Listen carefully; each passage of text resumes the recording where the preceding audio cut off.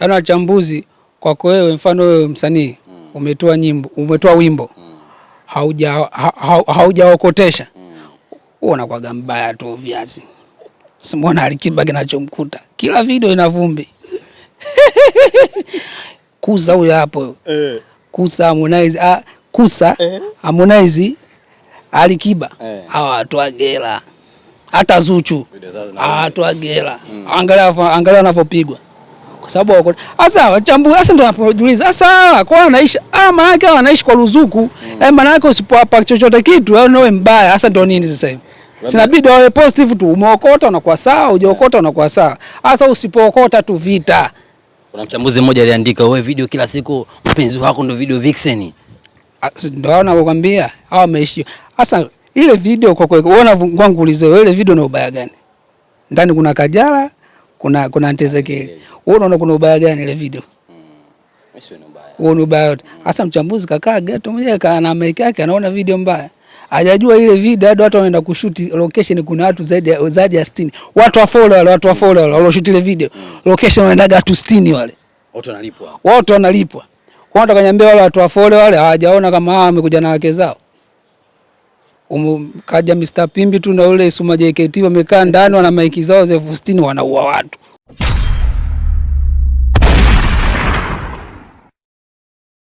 Yes bwana, mambo vipi na karibu mfuatiliaji wa YouTube channel ya Nyundo TV. Hapa ni exclusive interview na miongoni mwa watu ambao wana vingi binafsi ungetamani ufahamu ama usikie kutoka kwao. Mmoja kati ya watu ambao mtandaoni huko wanafahamu kile ambacho anakifanya. Kutoka Instagram, ukizungumzia TikTok wanamfahamu, anaitwa mzee wa mapicha picha. Anaitwa Ali bila shaka. Anaitwa Ali mapicha picha, mzee fulani hivi ambaye sometimes anafanya content na mwenzake kama vile Kiingereza hawaelewi kama vile wanaelewa, lakini leo Nyundo TV tumekuja kuzungumza naye. Atuambie vile ambavyo huwa wanavifanyika kila kukicha, huwa wamefanikiwa kiasi gani ama malengo ni nini? Mzee wangu nakwaje? Shwari. Kwanza salamu juu ibidi weje. Inabidi useme wachambuzi afu mimi naitikia mpaka apate ajira. Rudia tena. Bwana, tunazungumza na mchambuzi wa wachambuzi hapa. Atuambie vile ambavyo vile ambavyo watu wanachambua kwa mtandaoni. Wachambuzi mpaka apate ajira. Bwana, umewakamia sana wachambuzi. Hana ajira, mimi natafutia ajira. Mimi kijana mwenzao.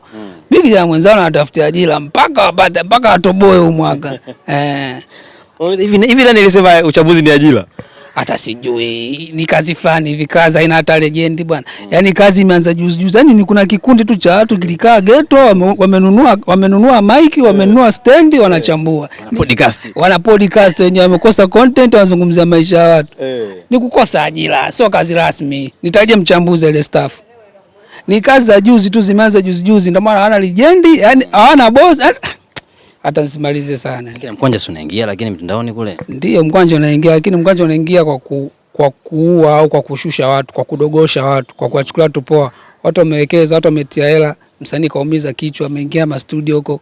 Ameumiza kichwa, ametia hela kwenye audio, ametia hela kwenye video, wengine wamesafiri. Wao mpaka video unaiona unajua wamepitia watu wangapi?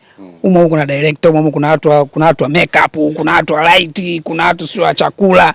Wewe umekaa ndani una mic yako 60 unakuja kusema video ina vumbi kweli? Kweli? Vaa viatu vya msanii wewe.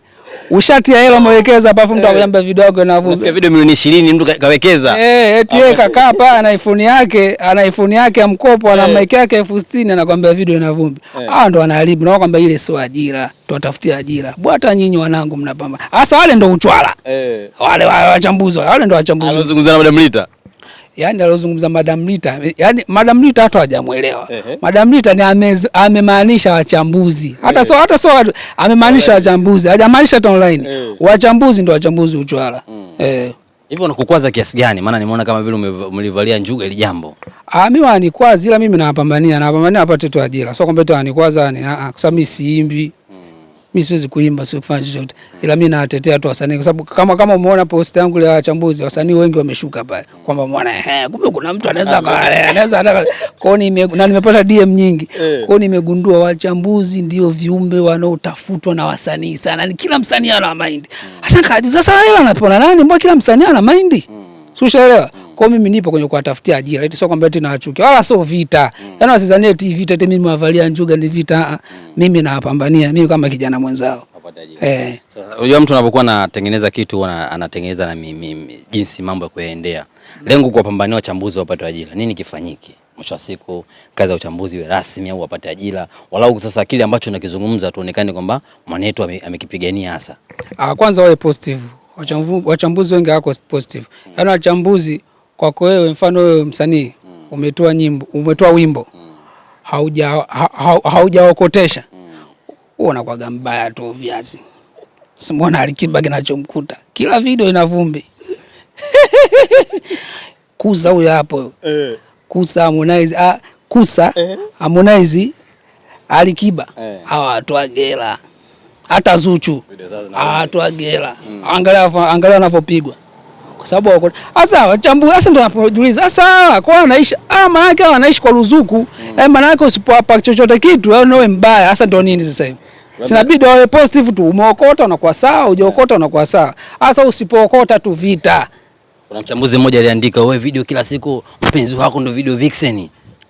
Ndio wanakuambia hao wameishi.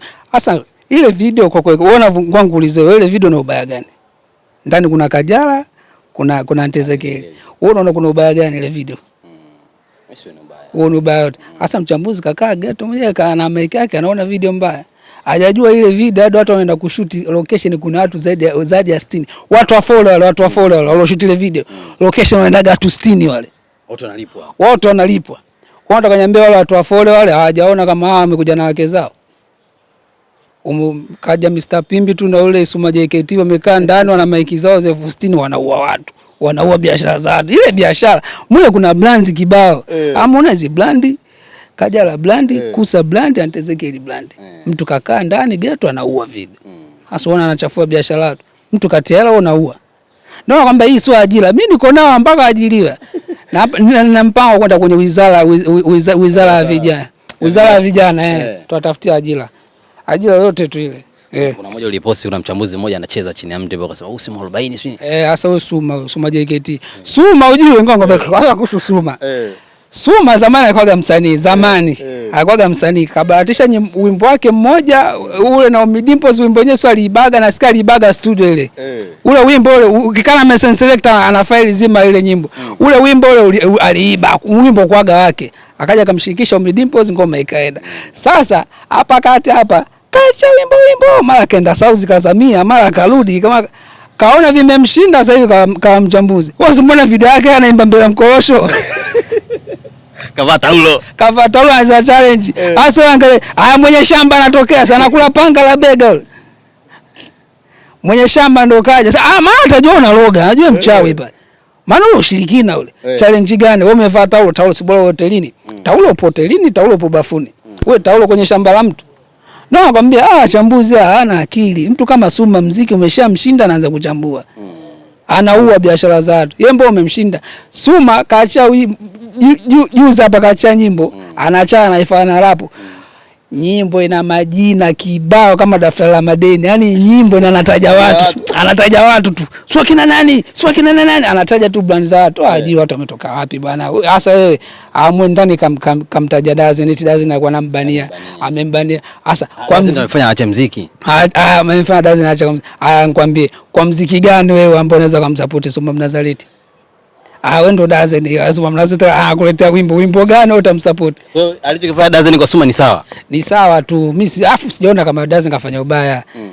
Hata kuzungumza kuingia sana huko deep kwa sababu tunataja majina watu. Ndio tunarudi huko bwana. Ni Suma Mnazareti ni mshamba. Ni mtu ambaye amefeli kwenye muziki, amekaa anataja watu. Hasa maana yake ndio nini? Yaani yule basi Mr Pimbi si ulitoa wapi ile? Pimbi ile video ni ipogo. Sema kana kwenye kutafuta kuna mtu kanitumia bwana kumbe ndo tabia yao hii hapa hii. Nikasema mimi ngoja niishi nao. Nikaipo. Yaani ndo tabia zao. Yaani mimi uje mimi siongee kitu cha uongo. Mimi ukifuatilia page yangu hakuna kitu ambacho mimi nimeongea akipo. Kuanzia gozi zinazoshoot hadi hizi hapa za wachambuzi. Kila kitu ni kipo. Kwa hiyo hata cha Pimbi nimekuja kuonesha tu watu bwana wanaokotaga hivi. Mbona kama Van Boy paka anaondoka pale Mlimani City. Anapigwa picha yule Pimbi Mlimani City pale Mlimani City. Mwanao kaunga kaenda kuokota. Makameraman anakuja wanazuia. Hata paka 20,000 tu. 20,000? 20,000 sasa angetiwa laki yule. Wafi angejimaliza vipi? hapa 20,000 tunaona kwamba ile sio ajira. Bounce walimwangalia tu. Bounce wenyewe amekaa pembeni ametoa Mungu wa chuma kwanza kiokota kile. Maana kimemkamia. Fanboy anaelewa. Huyu jamaa julikani kwa pande gani? Ndio nakwambiaje? Yule asipokota kwa Harmonize anamuua. Akija kiokota kwa Rayvanny kwa sawa. Rayvanny akijifanya mkono mfupi anauliwa. Ndio maana nakwambiaje? Ile sio ajira. Wale ni wauaji, wanaua karia za watu. Mwanangu, wewe shida yako ni uwepo kwa wachambuzi au kile ambacho wanachambua in negative way? Wanachambua vitu negative. Alafu wengine hawana taaluma. Wengine hata sio taaluma yake anakojani. Alafu wana DM wanasemaga unaingilia biashara yetu eti wao hilo wanaona biashara. Mimi na wabiashara. Hasa wasanii ambao wanatera kwenye mamiziki yao wenyewe mnaua. Sasa mimi naona na wabiashara. Na kwamba jamani wale ni viumbe ambao havina ajira, mimi nawapambania. Sema wao washazoea kuchukulia vitu negative. Kwa mimi vinavyo challenge wanahisi mimi negative. Alafu wanahisi mimi nimetumwa nimekuja kuwaulia. Hapana, mimi sije kuwaulia. Mimi nimekuja kuwatafutia ajira. Wale ni vijana wenzangu. Wengine hawana taaluma. Mtu tu ana kamera, ana mic yake 60,000. Umeona? Ya mchambuzi ana stand yake, ana ring light, anakaa anachambua. Na sasa hivi wako hivi. Mimi natumia link. Sasa hivi mchambuzi atakayechambua mimi lazima nitumie link. Bwana kuna huyu huku nimegundua ni wapo wengi kinoma. Sasa wanaua taaluma. Kuna watu wameingia machuoni wana ithibati. Mtu kama Haja, umeona Haja yule? Yule Haja yule kidogo ana akili timamu. Kwa sababu gani? Yule jamaa amesoma yule amesoma kwa uandishi wa habari na ana ithibati. Kwa sababu sasa huwezi kutangaza kama una ithibati. Kwa sababu anaingia kwenye kipindi pale yani anachambua ni fresh. Yule kidogo anasema yule kuna kitu kinamteka kwa sababu anakaa na kinasoma Mnazareti. Ila yule mwamba yule nikasoma na ana taaluma na ana ithibati yule. Kwa hiyo hata kubalance story anaweza. Tofauti na wake nasoma JKT. Suma yeye hajui kubalance story, hajui yani si nikwambia jana hajui chochote. Yule anaenda kwa miemko. The same apply kwa Pimbi. Pimbi naye hivyo. Pimbi hajasomea chochote. Wewe unaambia Pimbi kasoma lini yule waandishi wa habari? Tuambie hapa wachambuzi wote waanze kupost vitu vyao. Hakuna mchambuzi aliyesomea. Hakuna iko chuo. Tuambie wamesomea wapi, mitihani wamefanyia wapi? Au field wamefanyia wapi mpaka wameingia wanili kuchambua. Cha uchambuzi. Wengine hawajui muziki wote, mtu kaa Pimbi, hajui hata kupiga kinanda. Hajui chochote kuhusu muziki, kila akikaa akianza kuchambua. Wewe muziki unajulia wapi? Wewe umesomea wapi? Wewe mchambuzi ambao unamkubali ni Haja tu. Sio namkubali, yani yule ndo kidogo nakwambia amesoma. Yani yule ndo amesomea ana taaluma ya uandishi wa habari. Sasa yule naye anakosa kitu kimoja. Yule ana taaluma ya uandishi wa habari, sio uchambuzi. Kwa uchambuzi unasomea kabisa. Unapoona kama wachambuzi wa michezo ni taaluma ile. Wachambuzi wa michezo wengi wanakuwa walishacheza kama vile Amri Kiemba kashacheza mpira. Wachambuzi wengine wanakuwa waandishi wa habari ambao pia washakuaga makocha. Ushaelewa? Kwa hiyo anacheza ni watu ambao wameishi kwenye hiyo field. Mtu kama Amri Kiemba akikaa akichambua mpira na anaujua mpira kaucheza uwanjani na amesomea. Ukiacha kaucheza uwanjani kakaa kwenye kakaa vyumbani kwa wachezaji kubadilisha nguo, kakaa kambini. Kacheza Simba, kacheza Yanga, kacheza timu ya taifa. Mtu kama akaanza kuchambua mpira wa bongo, lazima make sense. Tofauti na mtu kama Nanili Pimbi. Pimbi muziki aje kufanya chochote, yani hajui chochote kuhusu muziki. Suma JKT kashafanya muziki akafeli. Alafu leo yani Suma JKT ni sawa na mtu ambaye alipataga 4 shuleni alafu anaenda kuwa mwalimu. Tuzungumze kuhusu Haja. Aliposti kunako Instagram yake kuhusiana na vile ambavyo wewe umewapania. Anasema design kama vile apakate palikuwa na upepo kama kuvutana kati ya wachambuzi wenyewe kwa wenyewe. Kama vile wewe umeona chuki. Wao kama vile ni wakati wao wa kwenda. Anasema kama vile unawabania fulani hivi. Ila sio mbaya, hata wewe unaweza ukaenda kwa njia yako hiyo. Tusemeje hapa? Ni kweli umetazama kipindi kile wao kama vile wanaenda mjini wachambuzi maana wewe umeingilia kati? Amna bana, yani wachambuzi ni kikundi. Sio kwamba eti wameenda mjini. Wameenda mjini kwa sababu wanawazungumzia watu. Hata wewe ukitokea sasa hivi ukaanza kuwazungumzia watu vibaya lazima utaenda mjini. Ushaelewa? Ni yengo tu. Alafu mimi sije kukaa chini eti nikafikia kuja kukaa kwanza kuchambua muziki. Mimi kwa kitu sawa. Alafu mimi kwenye muziki, mimi watu wachukulia hapo. Mimi kwenye muziki, mimi nimeuishi muziki. Ushaelewa? Watu hawajui. Mimi video ya Das Baba ile wife ile. Yule dogo alishika barua ile kupokea yake barua ndio mimi hapa. Kwa mimi kwenye muziki mimi nipo way back. Video ya Dazibaba. Ile video ya Dazibaba ile ya wife. Ule dogo aliyeshika barua anampelekea Dazibaba ni mimi hapa. Zaidi miaka mingapi iliyopita hiyo? Ndio piga mahesabu. Ndio maana nakwambia mimi muziki mimi nimeuishi. Kwa mimi siwezi kutoka huko eti nikakaa eti nianze kuchambua muziki. Japokuwa nishaishi na muziki, nishaishi na wasanii, nishaishi kwenye muziki. Kwa mimi muziki naujua. Ila sasa hawa wachambuzi wanachokosea, issue sio kuchambua, issue wanachambua vipi? Wanachambua na dogosha, wachambua wanashusha jitihada za mtu. Hicho ndio mimi ndio ugomvi wangu na wao. Ni wanashusha jitihada za watu. Sio kwamba eti wao wala ndio maana kwamba wasione vita. Mtu kama haja, wewe haja tulia. Wewe haja wewe fanya vipindi vyako vya kawaida tu vya entertainment, hoji watu, acha kujiita dokta. Sasa haya udokta kampa nani? Dr. Upupu. Haya udokta kampa nani? Muda mwingine anaingia na white coat kwenye kipindi. Ni kwenye kulasimisha tu ya ajira. Ni kwenye kuilasimisha watu wajiita madokta. Ni uizi tu huko ni uchawa, si nisemeje. Ila ni kutokuwa na ajira na kutaka kulasimisha kazi. Ila haja hana chochote cha kuniambia. Najua na mind, naona DM zake, naona ananyua kwenye magrupu yao. Juzi amenipost huko kaandika mkanasha kibao, watu chini ameshuka pale hapo chini, wapo upande wangu kaamua afute. Mimi nilishaona kila kitu. Ndio nakwambiaje, wachambuzi hakuna mtu anayewa. Hata wewe najua wakubali usemi tu. Mimi najua. Yeye mwanangu lakini. Najua ila mkubali wewe Dr. Upupu. Najua mkubali. Udokta kampanani bana. Udokta atawajiita udokta na koti lake lile. Eti udokta kampanani. Haja hapa bwana, mimi udokta nimemtolea hapa. Watu wenyewe udokta hivi unawaua afu javaa mawani wala nini yale? Leo sijavaa miwani. Mimi kifahamu mimi ndo nakuwa kiboko.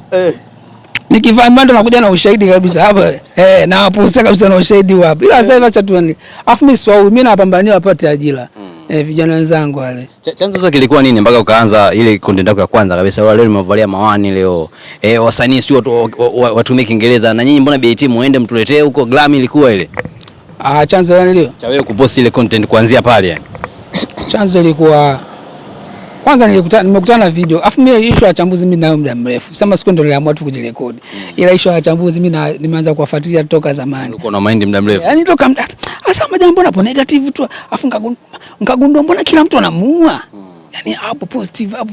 Sasa kipindi kile Diamond ambapo akusua kusubmit issue za Grammy ndio nikaanza kuona upande wa watu walivyokuwa negative upande wa Diamond walivyomuua.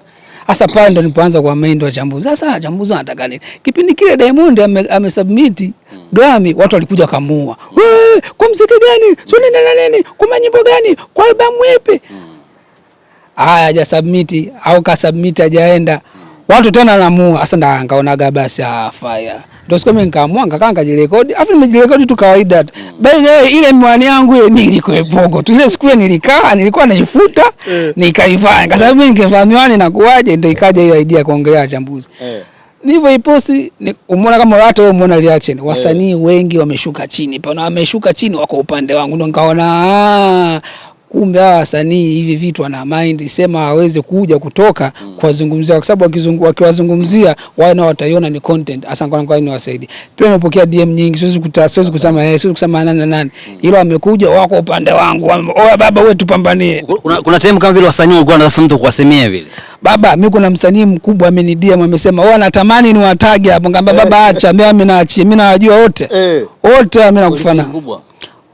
Nakwambiaje, hakuna msanii aliyekuwa upande wa uchambuzi. Nitajie msanii gani kwa upande wa uchambuzi? Hakuna huyo msanii.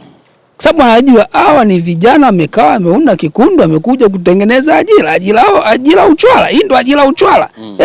Ajira uchwala. Yaani wamekaa uwe biashara zao ili wapate kazi. Sasa afa kija kwangu anasema mimi naulia biashara, akatoa unaona na biashara za watu hata metia hela. Harmonize kati ya hela, ikusa kati ya hela, hapa unakuja kusema, video ina wake zao, si nini. Wewe naye kana mkeo hapo. Au kama mkeo kusupport kaa kimya. Wao kama anasupportiwa na wake zao, ni jambo la kushukuru. Sushaelewa. Na nyinyi muoe watu wanao support. Hicho ndo ninachoweza kuambia ndugu wachambuzi. Mpaka sasa hivi tumeona umeweka madhaifu ya Pimbi pale na Okota kwa Rayvanny, ukaweka na ndugu yetu pale Suma. Kuna wengine ambao mafaili yao unayo, tutarajie kwamba muda wote wanapostiwa. Hapo mtu kama Haja yule ndo kabisa. Yaani yule Haja na kaida. Yaani yule siku nikaanza kumposti Haja yule ndo atanikasirikia. Akiwa na Okota? Hapo mengi mimi nawakusanya. Hapo hizo gundua watu wengi wavokuwa wapendi. Mimi yule aja yule napokea video zake toka akiwa chuo huko. Ushaelewa? Yaani yule aja mimi nina haja nina yule mtoto wa Manala yule nani yule. Enrique Galisa. Huyo nani yule naye. Yaani siku yoyote. Sasa za Suma Mnazareti ndio ziko nyingi sana kwa sababu Suma Mnazareti hicho gundua ni mchambuzi latest. Kwa na makolokolo mengi aliingia kwa pupa. Sasa Suma na Pimbi ndio nimeanza nao ila zipo nyingi zinakuja za wachambuzi. Mimi bwana mimi wachambuzi mimi nao mpaka wapate ajira. Emando naye yupo hapo. Yule yumo. Yule ndio yule sasa yule ndio mwenyekiti yule. Pimbi midfielder yule mwenye yani yule CEO wa timu. Yule yumo yule nipeni muda tu. Nitaleta mafele. Yaani mimi wale nadili nao. Perpendicular. Kwa sauti ya mwalimu wangu wa civics inaitwa perpendicular. Mimi wale nadili nao manually mmoja. Alafu nakuja baadaye na wakusanya wote na combine. Wachambuzi kazi mnayo mwaka. Watanipiga jini. Hivi kundi za gozigozi unatumia muda gani kuzitengeneza ama kufikiria labda mpaka mwisho wa siku unajua unaziachia? Zile content za gozigozi kwanza watu waeleze. Gozigozi nimekusanya vitu kama vitoto vinne wakati mmoja. Gozigozi kwanza mule kuna toni, kuna watu wanaopenda toni tu ninavyoongea. Ushaelewa? Kuna maneno, afu pia na ukiacha maneno pia na ujumbe ambao unalio. Kwa ukisikiza gozigozi mule kama unasikiza ili ucheke utacheka tu. Ila kama unasikiliza afu unaingia deep unatafakari unachoongea, unajifunza kwa sababu hakuna gozigozi liloongea haipo. Kwa mfano Anko Hamisi tukae hapo. Anko Hamisi afu umeonyesha kitu cha msingi. Anko Hamisi watu wengi wananidia mwenye majina ya Hamisi. Wanakuja badilisha jina sisi. Anko Hamisi mimi anko wangu yupo kweli. Azingoja kweli. Haki ya Mungu. Naweza siku nitampost. Anko Hamisi ni anko wangu mimi yupo kweli mimi anko wangu. Yaani kila ninachoongea ni Anko Hamisi ni kweli. Anko Hamisi kashafanya. Naomba gozigozi ama gozigozi ziongea mimi uongo. Afuato sizanemi Anko Hamisi jina nimetunga. Ni Anko Hamisi yupo kweli mimi ni anko wangu kabisa. Kama ile Anko Hamisi anakuja muda wa kula aifanya mkulima. Hiyo ni kweli Anko Hamisi sisi tunamjua. Huwa kama skani hivi asikiza adhana. Akisikia adhana ajua kwa sasa hivi wanatenga na janaso. Kwa kile anachoongea kuhusu Anko Hamisi ni kweli. Anko Hamisi ni kweli kwa tunakaa naye nyumbani, ana misho yote, umeme ukiisha anatuambia tuzime mafriji, imadi akaangalie TV, ana msaada. Kwa Anko Hamisi ni characters watu wasizane nimemtengeneza. Hata watu wenye majina ya Hamisi wanakuja, badilisha jina. Mimi sina anko mwingine. Kwa tunaenda na Anko Hamisi mwanzo mwisho. Wewe mimi na anko wangu mpaka abadilike. Sema tu hayupo tu mitandaoni ningekuwa namtag ila ipo siku nitampost Anko Hamisi bwana Anko Hamisi huyu hapa. Watu wajuage watu wanahisi mimi jina eti kuna watu wamenipeti Mohamed si nichague swangu Anko Sule. Kasema nyinyi mimi anko wangu ndo huyo sina anko mwingine. Kwa hiyo Anko Hamisi ni yupo. Kuna ile mtu anakaa kaangalia nyumba pili maji yanatoka huko. Tafuta kazi. Ndio Anko Hamisi akopo ana ajira. Yaani Anko Hamisi ninavyokuambia ni yupo kweli mpaka leo yupo. Mimi kaenda homu sasa Anko Hamisi. Tabata pale. Mimi Anko I say siku mimi nitaingia live nikiwa na Anko Hamisi. Afu muone. Natamani siku nimshoot Anko Hamisi siku yake nzima afu niipost. Muonekano wake upoje? Anafanania nayo anayofanya? Anafanania vipi? Yaani kwamba ni mtu ambaye kaka tu ana kazi atafute kazi yupo jamaa fulani zembe. Anko Hamisi ni jobless afu mvivu. Yaani Anko Hamisi kwa ngombe ni anakaa kwa dada yake ambaye mimi mama yangu ana mishe yoyote. Usielewa? Ana mishe yoyote. Yaani Anko Hamisi tenga tule. Ana bili yoyote. Yeye na kama skana anacheza draft anacheza pool table anarudi home. Tenga tule ana mishe. Na Anko wangu kweli acha nimseme kwangu mjomba ni mama. Umefanya content nyingi sana. Natamani nifahamu ipi ambayo kwako the best. Yaani ukitazama hivi nasema ile kweli kama ni ujumbe ulifika. Kwenye gozigozi? Kwenye gozigozi ile analio. Umealika watu alafu wanalio. Umeweka watu futari alafu unaambia kuku wa mashe. Ile watu waliipenda alafu niliongea kitu kweli kitu ambacho hiyo ni kweli unasema tulialikwa futari. Mimi nilikuwemo tumeenda kwenye futari, tumekaa wenyewe tumepiga kilinge pale. Zinatembea tambi tu. Tambi, magimbi, viazi. Ndugu alikwa. Sasa jamani. Mbona mimi nimeona kule kuna niliu ndege tambi tu. Hapa tulie labda kuku atakuja ataingia sabu tambi tu. Tambi tu. Nikaanza kuuliza bana, nikamuuliza yule mwandaze bwana karibu. Bwana vipi? mbona vipi, mbona kule nimeona kuna kweo, walikuwa mashehe bwana. Hapo ndo nikaanza kuwachanganya. Naomba sasa nisikilizeni. Nyie mmetualika hapo. Alafu mnatambia kuku wa mashehe vipi? Nikagundua kumbe watu wao nao wanalalamika kama mimi. Yaani baada ya kupaza tu sauti, watu wote wale kao upande nikaona ndio nikarekodia content. Hata nilivyo rekodi ndio nikaona kumbe ine kwa kipindi cha Ramadhani, sio cha mwaka huu tu, hata cha miaka ya nyuma watu wengi wanafanya hiko. Mnaweza mkalipwa kwenye iftari, lakini watu fulani wakawa wanatengewa hivyo. Sasa I make sense. Wewe umeamua kufuturisha watu, wafuturisha, weka kila kitu pale watu wafuturu. Ndio maana nikasema pepo ni ngumu, kwa sababu hadi unafuturisha maana yake unataka fadhila kwa Mwenyezi Mungu.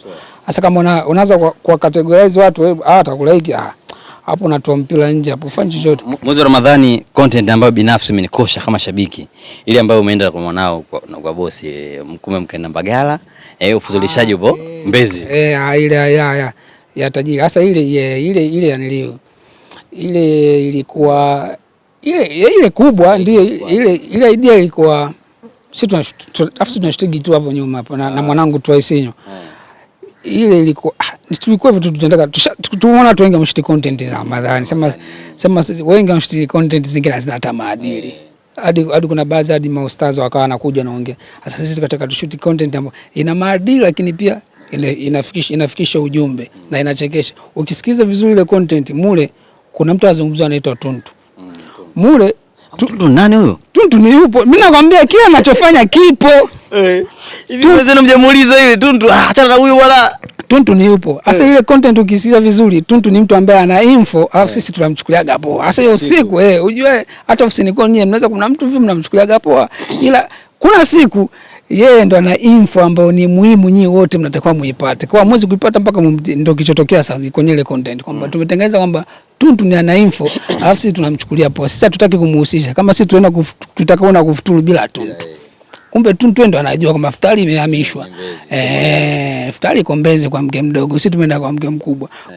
Kumbe tungempigia Tuntu, angetuambia sisi tulichoma nauli zetu tumeenda hadi Mbagala, kumbe iftari iko Mbezi. Huyo Tuntu yupo kwa maana kwamba huwa ni kwenye harakati zenu za kila siku yupo ama maana yake nini? Tuntu yupo kwenye harakati zetu na tunakaa naye. Na mwanetu. Na kweli kuna baadhi ya info anazo peke yake. Hamna, sio kwamba baadhi ya info anazo peke yake, ila Tuntu ni mtu ambaye nikimposti ukimwona tutamjua ndo Tuntu ni jamaa moja. Ni mtu wa familia yake ujue. Amaindi si ndo yeye kwani. Kuna ile matukio mengine yale kama mnamchomeka hivi mnazingua jamani. Hamna. Afu kuna watu wamejitokeza wameunda account wanajiita Tuntu. Ila Tuntu yupo hata dini na hizo mambo. Hebu tumpate huyo. Nitawaletea siku Tuntu. Tuntu yupo. Ni mwanetu kabisa yupo. Yupo tunakaa naye kabisa tunapiga naye story. Ni jina lake Tuntu. Aitwa Tuntu Kafenenge. Cheki jina hilo. Sasa mimi nawaza vile bosi anaambia bwana Mbezi huko si ni wewe tutawahi utapanda mwendo kasi au muda kufuturu futari hapa. Sasa wenyewe mmeenda saa 12 kasoro ile muda kufuturu bwana, njooni Mbezi bwana tuelekeze tutakuja. Yaani kama vile yeye anawakataa nyinyi mnasema tutafika. Akasema ndugu zangu ni kwenye kufikisha tu ujumbe huo, lakini haikumaanisha kwamba eti ukiwa afu pia tutaka sio hata nyekeje, yani tulitaka tuoneshe umuhimu wa mtu. Yani ile story yote ukisikiliza ni kuna mtu ni muhimu afu sisi tumemchukulia poa. Yani haikumaanisha kwamba eti kwa sababu huko hiyo nauli tunaweza kufuturu huko Mbagala, kwani kufuturu nataka kufuturu ni. Ila sisi tutaka tuonyeshe kwamba kuna mtu sisi muhimu, sisi tunamchukulia poa. Na tunamchukulia poa kwa sababu tunavyoishi naye kila siku, sisi tunamchukulia poa tu. Kitu kama hicho. Yule bosi wenu nani yule mwenye lori bovu yule? Beberu. Lori kasi kunatengenezwa tu. Sasa ile pia ile story ya Beberu ile story ya Beberu watu wameipenda, ila story ya Beberu watu pia wananiuliza kwa nini ile story hiji mara kwa mara, mbona mshindi? Mimi nilichogundua umeona ile story ya Beberu ikianza ni tunajitambulisha, utambulisho mato marangi hapa tunasifia wewe tajiri gani ambaye kila siku hajui, unaelewa? Namba namba hajasave kutoka tuonyeshe kuna watu ambao wanafanya kazi lakini hawaoni thamani yao kwa mafundi. Ndio kwamba sisi kia tunachofanya ni kina maana. Ile ukisikiliza maana yake mafundi au mtu yote anayefanya kazi ajue thamani yake. Kama sisi wajenzi, sisi mafundi, lakini tukimpigia tajiri kwanza tunajitambulisha sana, tunamsifia, afu kwenye ile anaturusha. Afu tushafanya kazi. Kwa ile ni kwenye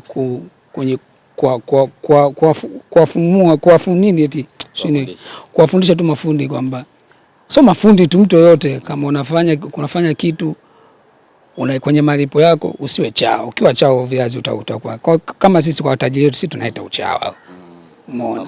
Tunampamba sana afu kitu haki yetu. Sio kwamba sisi tumekuja kuomba. Sisi ni haki yetu, ila tunavomletea uchawa ndo anatuchukulia hapo kumbe hajiwezi. Kila siku mimi nazingua na nauliza nyoa kina nani hata ajiongezi. Ushaelewa? Yule mwanawe nani yule anachemsha kwa Kiingereza? Nani sauti ya kike anapita wale.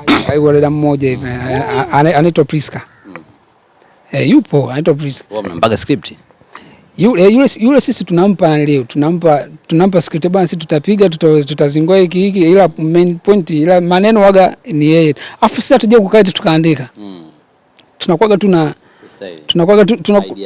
tuna idea bwana, idea iko hivi, ila vitu vingine tunakuwa sasa uzuri Priska naye kichwa chake kipo faster. Kwa tukiongea kitu naye mzuri wa kuzalisha maneno. Kwa sababu hivi vitu pia inabidi mzalishaji wa maneno. Sio kukalili, eti umekalili maana unazalisha maneno. Kwa hiyo Priska naye yuko vizuri na ni mzuri kwenye kuzalisha maneno, kwa ndio maana unaona. Kuna idea zote nyingine tofauti na zile ambazo mmepanga kutugea watazamaji ama tuna stick mle mule? Zipo nyingi sema ni hapa kati ilikuwa kwamba sote nyeikaje, yani atukutaka kufanya ile content kwa wengi ile mafundi labda na mtoto tajiri, kwa sababu ukiangalia ile ni content inofana, ile content moja usema huku tunaongea na mtoto tajiri, huku tunaongea na tajiri mwingine, content ile ni content moja. Sababu tumetengeneza tu matawi. Sasa hivi tunakuja, lakini tunakuja kwenye engo nyingine tofauti. Hatujataka watu wazoee bwana kila bwana kila siku anampigia tajiri, bwana kila siku anampigia mtoto wa tajiri. Kwa hiyo tutakuja, lakini tutakuja na engo nyingine kabisa. Kwa watu wakae kwenye kurasa zangu, kwenye peji zangu. Na mwisho kumalizia, labda nimesahau kuuliza. Amna zaidi tu wachambuzi ajira wanapata lini? Mimi niko mbioni mwaka huu anapata ajira. Wachambuzi wakae tayari. Mimi ninao. Tuwatagi basi wala fulani ninao nyinyi. Si haja. Kuna haja Suma JKT Pimbi wengine wanakuja. Mimi kwanza nadili nao. Almando sio nani? Wote hao. Mimi nawatafutia ajira. Hivyo na mpango kwenda Wizara ya Vijana. Nikaongea na Mheshimiwa Waziri kwamba kuna vijana wenzetu wanateketea, ajira yao ngumu. Yaani hawana ajira, kwa kifupi. Kula yao mpaka msengenye mtu. Mpaka wakae wamuue mtu ndo anakula. Sa maisha gani? Sasa mtu kama huyo ukimtia polini hawezi kusurvive. Mara akikaa bidii uwe watu. Hapo yeye anakaa nyama na muona. Washamba. Mimi sina zingine cha kuongeza. Nashukuru mzee wangu. Hii ni ndia gani?